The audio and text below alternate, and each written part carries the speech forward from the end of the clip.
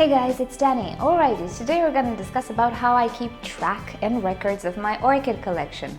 I didn't used to do that because I have quite the good memory. I also have my YouTube channel that acts like a journal. But recently there's quite the mumbo jumbo in my brain because I'm getting all these species, all these new orchids. I'm in the process of rearranging stuff in my greenhouse. It is also that time of the month where I need to remove everything, clean everything, disinfect everything. I will make a video about that. So I have to face the facts. I need some sort of evidence. Now, I love writing, but keeping records in a book is not very functional for me. I want to check my orchids wherever I am. So I need something that I always have at hand.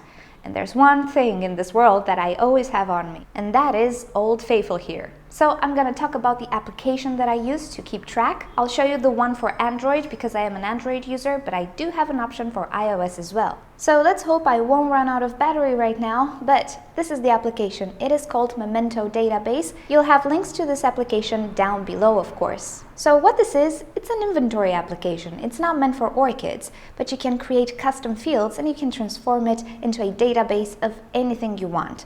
So I have my first library here, which is of course entitled Orchids. I have a few entries, so let's check it out.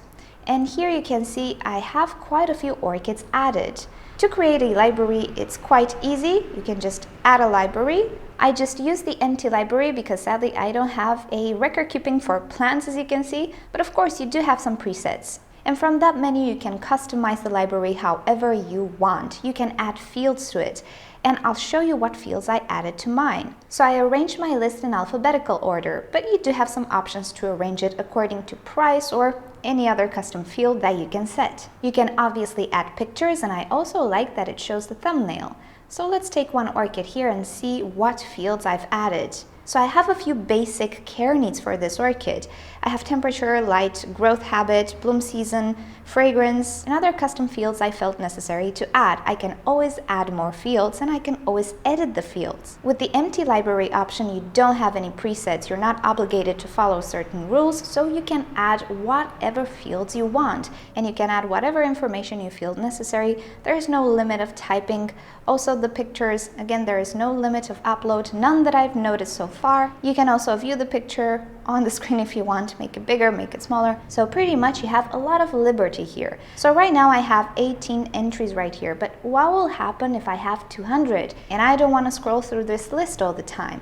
Well, we have a search button. This is something that I really miss in a notebook, and it just makes things so easy. So let's search for a Brassivola. I don't have any added, but I have a Brassocatlia. As you can see, I see it in the list and I can access it from here. But let's say I want to find all the worm growers in my collection. Well, you can search by any field you've actually added.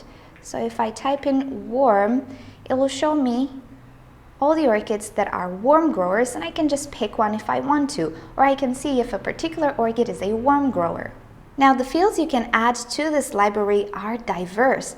These are the custom fields that I created, and all of them, as you can see, are text. But let's say I want to add a different field. Let's see, I can also add page. I didn't just yet. You can also add links, but I didn't try it just yet. So let's see what options I have here. So I have text, but I have all of these options. I can have date, calculator, of course image, check boxes, currency, all of those things. So I can create all types of fields if I need to. With orchid keeping, I might not need all of them, obviously. I don't think I need a calculator, but the option is there if you want to keep track of other things in your collection. So at the moment, I just set a image field. I can add multiple image fields, multiple text fields, whatever I feel like adding. And in a nutshell, this is the application, and I feel it works wonderful for me. I like that it's so customizable. The downside with this application, it is only available on Android. However, if you're on iOS, I would like to talk about a different application. I don't use it, but I feel it's very similar to this one.